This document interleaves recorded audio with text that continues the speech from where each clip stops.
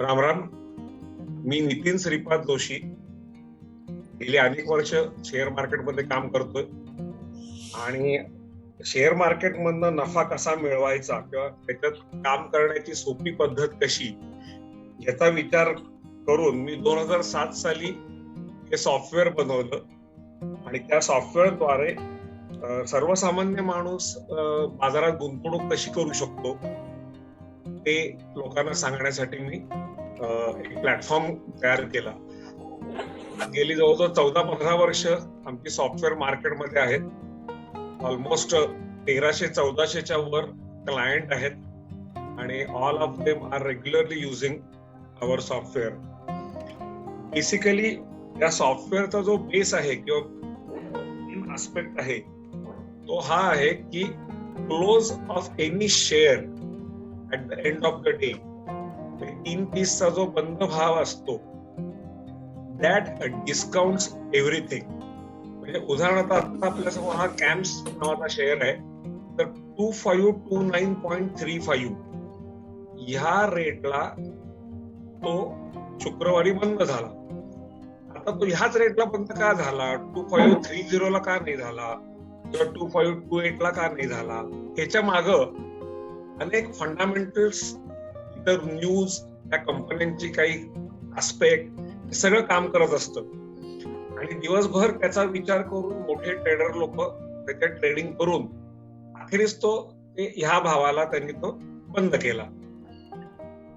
आता असं म्हणतात की मूळ खरा फंडामेंटल अनालिसिसच आहे. फंडामेंटल अनालिसिसवर म्हणजे कंपन्यांच्या बॅलन्स शीट, त्यांचे प्रोजेक्शन्स, त्यांचा पीई रेशो, ईपीएस, हे जे सगळे फॅक्टर आहेत याचा सगळ्याचा अभ्यास करूनच खरं म्हणजे शेअर मार्केटमध्ये काम करावं. पण आपल्यासारख्या लोकांना की ज्यांना अकाउंट्स मधली तितकी माहिती नसते त्यांना ते समजू शकत नाही आणि त्या गोष्टींचा ते तितका समग्र असा विचार करून निर्णय घेऊ शकत नाही. म्हणून टेक्निकल अनालिसिस आला. टेक्निकल अनालिसिस मध्ये काय आहे तर मुळात क्लोज ह्याच्यात 150-200 जे फंडामेंटल्स आहेत त्या सगळ्याचा परिणाम त्या क्लोजवर झालेला आहे आणि जर का आपण त्या क्लोजचा सिस्टमॅटिक पद्धतीनं आणि वेगवेगळे इंडिकेटर्स वापरून अभ्यास केला तर आपल्याला नेमकं त्या शेअर्सचं उद्या काय होईल हे प्रिडिक्ट करता येतं. आता त्याकरता अनेक इंडिकेटर आहेत. आता टेक्निकल अनालिसिस इतका डेव्हलप्ड आणि इतका प्रगत आहे की त्यात भरपूर काय काय करण्यासारखं आहे. पण मी जो विचार केला की एवढे सगळे इंडिकेटरचा परत अभ्यास करणं हे सर्वसामान्य गुंतवणूकदाराला काही शक्य नाही. मग त्याला असं काहीतरी द्यायचं की ज्याद्वारे त्याला स्वतःला कुठलाच विचार करायला लागू नये. मग त्या केसमध्ये काय आहे तर मी फक्त मुव्हिंग ऍव्हरेज एवढा एकच क्रायटेरिया ह्याच्यातल्या इंडिकेशन करता ठेवला. आता इथं हे 5 DMA ट्रेंड, 34 DMA ट्रेंड आणि 200 DMA ट्रेंड असे 3 ट्रेंड तुम्हाला दिसत आहेत. This is nothing but the moving average trend of 5 days moving average, 34 days moving average आणि 200 days मुव्हिंग ऍव्हरेज. हे 3 ऍव्हरेज पिरियड मी निवडले. त्याच्यावर बरेच वर्ष मी अभ्यास केलाय आणि त्याच्यातनं माझ्याकडे असं सिद्ध झालंय की हे 3 ऍव्हरेज पिरियड सर्वात चांगलं इंडिकेशन देतात. तुम्हाला हवं असेल तर तुम्ही हे ऍव्हरेज पिरियड बदलू शकता. आपल्या सॉफ्टवेअर मध्ये सेटअप मध्ये ती सोय आहे, तुम्ही तुमच्या आवडीचे हे टाकू शकता. पण बाकी त्याचं जे इंडिकेशन आहे त्याच्यात तुम्ही काही बदल करू शकत नाही. मुव्हिंग ऍव्हरेज थेअरी आता पुन्हा असं सांगते की अशा क्लोजचं सिस्टमॅटिक पद्धतीनं जर का ऍव्हरेज काढलं तर ते ऍव्हरेज ज्या दिशेने जात असतं त्या दिशेने तो शेअर वाटचाल करतो. जेव्हा ऍव्हरेज त्याची दिशा बदलतं तेव्हा त्याची डायरेक्शन चेंज होते. मग ऍव्हरेज जोपर्यंत त्या बदललेल्या दिशेने जातंय तोपर्यंत तो शेअर त्या दिशेने जातो. हे साधं प्रिन्सिपल आहे. हीच ऍक्च्युली डाऊ थेअरी किंवा गॅन थेअरी तुम्ही नावं ऐकली असतील, त्यांनी हेच सांगितलंय. तर उदाहरणार्थ इथे याला बघा 34 DMA ला सेल सिग्नल आला. याचा अर्थ आता हा लॉंग टर्म मध्ये शेअर खाली जाणार आहे असं सॉफ्टवेअर सांगते. ही 2529 ही त्याची क्लोज व्हॅल्यू आहे आणि इथं एसएल म्हणून लिहिलाय 2738. तो अशी लेव्हल आहे की हा अनालिसिस कुठं चुकवू शकतो, तर जर का 2738 सोमवारी यांनी क्रॉस केलं, म्हणजे वरती क्रॉस केलं, तर हा सेल कॉल चुकला, हा व्हॉइड झाला असं आमचं सॉफ्टवेअर सांगतं. आणि जोपर्यंत तो खाली जातोय तोपर्यंत तो डाऊन डाऊन म्हणत राहतो. आता उदाहरण इथं 5DA ला DMA ला तो डाऊन म्हणतोय आणि त्याचाही तो स्टॉप लॉस सांगतोय. आता जर का आपण व्ह्यू डेटा केलं तर हे बघा, इथं 5DMA चा सेल कॉल आला होता 2709 रुपयावर 8/2/2022 ला. आता हा संध्याकाळी 7 नंतर डेटा इम्पोर्ट केल्यावर आम्हाला हा कळला की इथं सेल कॉल आलेला आहे. त्यानंतर दुसऱ्या दिवशी काही करायचं नाही, आपण बाजारात जायचं हे विकून टाकायचा. होल्डिंग असेल तर ती होल्डिंग विकायचं, तो फ्युचर ऑप्शन मधला शेअर असेल तर तो शॉर्ट करायचा. आता तुम्ही बघितलं तर त्याच्या पुढच्या 3 सेशन मध्ये तो 2709 वरनं 2529 एवढा खाली आला. आता हे एवढं खाली जाणार आहे हे ह्या एका सेल कॉलनी आपल्याला कळलं, किंवा सेल कॉल दिल्यानंतर तो एवढा खाली गेला. कसंही तुम्ही व्यवसाय करा. मग ह्या दिवशी त्याच्यात नेमकं काय झालं आणि तिथून पुढे तो का घसरला, आता त्या कॅम्प्स मध्ये काय फरक पडतोय हे आम्हाला बघावंच लागत नाही. आम्हाला एवढं कळलं होतं की आता कॅम्प्स खाली जाणार आहे आणि त्यानुसार तो एक एक दिवस घसरत गेला.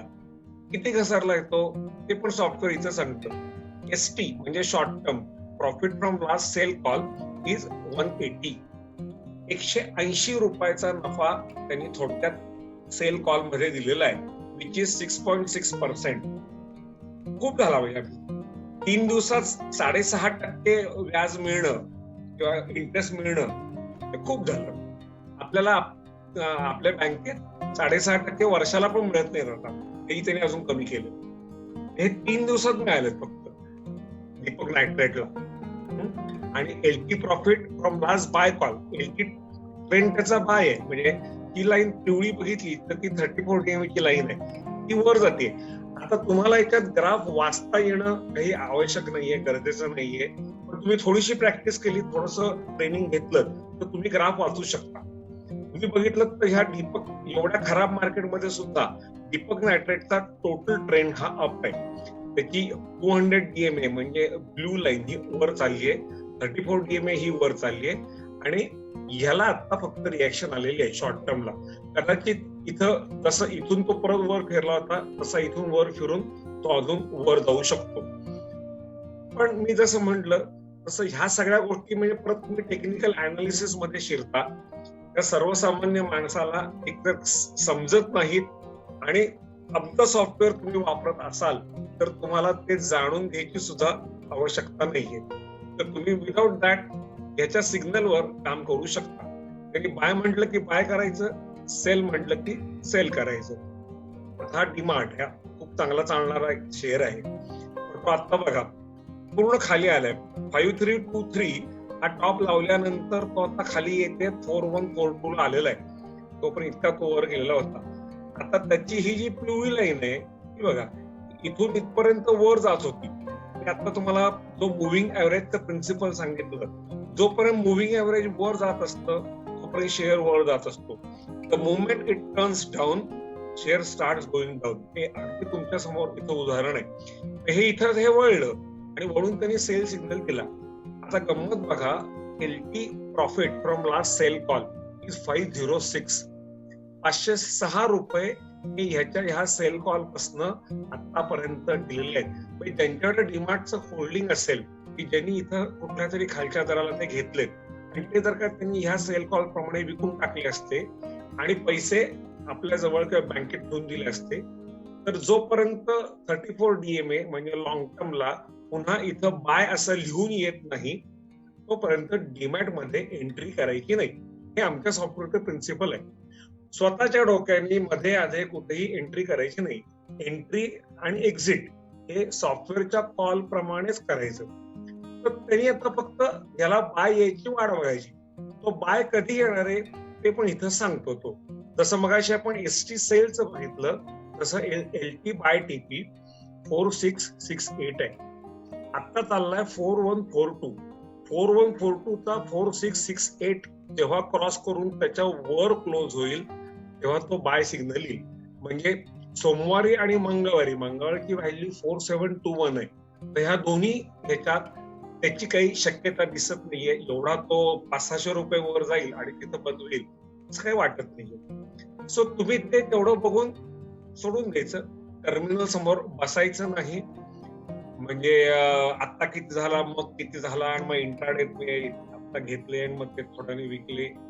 लोकांना असं वाटतं की हे करून मला पैसे मिळतात, रोजचे 500-1000 मिळवू शकतो. पण वस्तुतः ते तसं नाहीये. त्याचं मिळवणारे लोक आहेत ते फक्त 5% आहेत. 95% लोकांचे इंट्राडे मध्ये पैसे जातात आणि ते जे जातात पैसे तेच त्या उरलेल्या 5% लोकांना मिळतात. हे अगदी जगजाहीर सर्वांना मान्य असलेलं गणित आहे. पण असं असून सुद्धा लोक रोज नव्याने इंट्राडे करण्याचा प्रयत्न करत असतात. करता येतच नाही किंवा इंट्राडे मध्ये प्रॉफिट मिळत नाही असं आमचं म्हणणं नाहीये. पण त्याच्यापेक्षा पोझिशनल कॉल मधनं तुम्हाला खूप चांगला प्रॉफिट होऊ शकतो. इथून एवढा वर गेला खाली आला, परत वर गेला खाली आला. आता त्याचे स्पॅन लहान लहान होत चाललाय. हा स्पॅन बघितला, ह्याच्यात भरपूर पैसे मिळाले, चिकार पैसे कमवता आले. ह्याच्यात पण चिकार पैसे मिळवता आले. कारण चाल पाहिजे बघा. इंट्राडे ट्रेडिंग किंवा फ्युचर ऑप्शन मध्ये जर का तुम्हाला पैसे मिळवायचे असतील तर बेसिकली त्या इन्स्ट्रुमेंटला चाल पाहिजे काहीतरी, आणि ती चाल कन्सिस्टंट पाहिजे. काही दिवस ती टिकली पाहिजे, रिटेन व्हायला पाहिजे. नाहीतर अशा इन्स्ट्रुमेंट मध्ये पैसे मिळत नाहीत. ऑन द कॉन्ट्री आपले पैसे जातात. पण ते मोठे ट्रेडर जेव्हा ह्या टर्निंग पॉइंटला मोठ्या प्रमाणावर माल विकत असतात तेव्हा आपल्याला ते कळतच नाही. आपल्याला ते दुसऱ्याशी कळतं. ही एक ग्रीन लाईन आहे आणि ही वर्ण काढलेली एक रेड लाईन आहे. ह्या ट्रँगल मध्ये निफ्टी मूव्ह होतोय. तो रेड लाईनच्या जवळ गेला की खाली येतोय, ग्रीन लाईनच्या जवळ आला की वर जातो, परत खाली जाईल, परत वर जाईल. कुठपर्यंत करेल तर त्याचा हा अपेक्स म्हणतात. तिथं त्या दोन्ही लाईन मिळाल्या त्याला अपेक्स असं म्हणतात. अपेक्सच्या जवळ तो आल्यानंतर तो ब्रेकआउट देतो आणि तो ब्रेकआउट ज्या दिशेला देतो त्या दिशेला मात्र एक दिशा बाजार जोरात आयदर वर किंवा खाली जाऊ शकतो. आणि तो ब्रेकआउट कुठं मिळेल तर तेही सांगता येतं. प्रिव्हेलिंग ट्रेंड जो आहे म्हणजे आधीचा ट्रेंड हा जर का डाऊन असेल तर नॉर्मली अशा पॅटर्न मध्ये ब्रेकआउट डाऊनवर्ड मिळतो. आणि हा ट्रेंड जर का अपवर्ड असेल तर पॅटर्नला ब्रेकआउट अपवर्ड मिळतो. हा एक जनरल रूल आहे. पण तसंच घडेल असं काही सांगता येत नाही. त्यामुळे ह्या ब्रेकआउटची वाट बघणं आणि मग ट्रेड करणं हे सर्वात चांगलं. हा बेसिकली इथं इंट्राडेचा सपोर्ट आपण देतो. ह्या सॉफ्टवेअर मध्ये इंट्राडेचं सॉफ्टवेअर पण इन्क्लूड आहे. आता ते काही दाखवता येणार नाही, पण इथं हे लाईव्ह ऑफ जे आहे हे लाईव्ह ऑन केलं तर तो चालू मार्केटमध्ये इथं बाय आणि सेलचे सिग्नल देतो आणि त्याला प्रत्येकाला तो स्टॉप लॉस पण देतो. त्याचप्रमाणे ज्यांचा डेटा उपलब्ध आहे त्याचा PE ratio, EPS, earning date, नंतर फॉरवर्ड डिव्हिडंड अँड यील्ड आणि एक्स डिव्हिडंड या सगळ्या गोष्टी तो इथं तुम्हाला देतो. तो म्हणजे 3 इयर्स ऍव्हरेज प्राइस. आता रिलायन्सची 3 इयर ऍव्हरेज प्राइस ही 1806 आहे. सॉफ्टवेअर प्रोग्रामॅटिकली 3 वर्षाच्या क्लोजचं ऍव्हरेज काढतं आणि ते इथं रोज पब्लिश करतं. ही व्हॅल्यू रोज बदलते कारण मागचा एक दिवस कमी होतो आणि आजचा एक दिवस ऍड होतो. आणि त्यापासून किती पर्सेंटला आता प्लस आहे का मायनस आहे म्हणजे करंट हे आता ही 1806 आणि 2376 तर ते 31% आता जास्त आहे.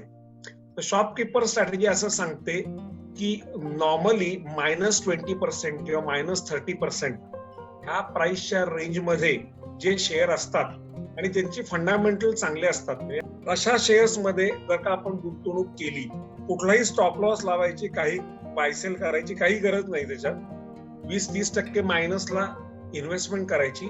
ते नॉर्मली त्याची सायकल एक 9 ते 10 महिन्याची पूर्ण झाली की ते +20% किंवा +30% एवढे जातातच जातात. मोठे मोठे ट्रेडर ते सगळे ह्या स्ट्रॅटेजी प्रमाणे काम करतात असं तरी त्यात लिहिलंय. आणि आता ह्यामध्ये 3 इयर्स ऍव्हरेज नावाचा एक सेटच टाकलाय. याच्यात ज्यांचं प्रॉफिट 3 इयर्सच्या पेक्षा जे -20% आहेत, हे बघा आता हा -22% आहे शेअर, 10 म्हणून शेअर आहे. तर जे 20% किंवा त्याच्याशी जास्त मायनस आहेत असे शेअर त्यात शोधतो. पण ज्याचा तिघांचा ट्रेंड अप आहे, नुसतं 20% मायनस आहे पण सगळं ट्रेंड डाऊन असेल, तर आपल्याला ऍव्हरेजच्या ह्याला ते जुळणार नाही. ऍव्हरेज वर जात असेल तर शेअर वर जातो, आपलं प्रिन्सिपल आहे. आता हा डेन शेअर बघा, याचं 5 DMA अप आहे, 34 DMA अप आहे, 200 DMA बाय आहे. आणि त्याचं मेन त्यांनी सांगितलंय की इंडेक्स किंवा मार्केटचं जे काही ओव्हरऑल हे असतं त्याच्याशी हे काही संबंधित असेलच असं नाही. आता एवढं निफ्टी खाली चाललाय आणि सगळ्या आरडाओरडा चाललाय, हा डेन शेअर बघा हा वर चाललाय आणि ऑन द कॉन्ट्री 200 DMA नी त्याच्या बाय सिग्नल दिलेला आहे. सो हा शेअर परचेस करायचा आणि ठेवून द्यायचा. कुठपर्यंत ठेवायचा? 20% समजा तो वर गेला ऍव्हरेज प्राइसच्या, तर तिथपर्यंत तुम्हाला टोटल 40% सरळ मिळतात. मग तिथं परत 2 ऑप्शन आहेत. एक तर तुम्ही तिथं जागेवर विकून टाका, किंवा तुमचा स्टॉप लॉस हा तर 20% गेलाय ना, तो 15% ला स्टॉप लॉस लावा. मग तो समजा आणखी 25% वर गेला तर स्टॉप लॉस 20% ला ट्रेल करा. असं करत करत मॅक्सिमम पैसे त्या शेअर मधनं तुम्ही मिळवा. इंट्राडे मध्ये डेली बेसिसवर जर का तुम्हाला काम करायचं असेल तर ते कसं करायचं? तर buy above 24.7 and buy above 24.6, म्हणजे तो तिथं रेंज देतो, त्या रेंज मध्ये बाय करायचा, त्याला 24.2 चा स्टॉप लॉस लावायचा आणि मग 24.8, 24.8, 24.9 आणि 25.1 अशी समजा त्याने टार्गेट दिले, तर त्या टार्गेटला इंट्राडे तो होल्ड करायचा.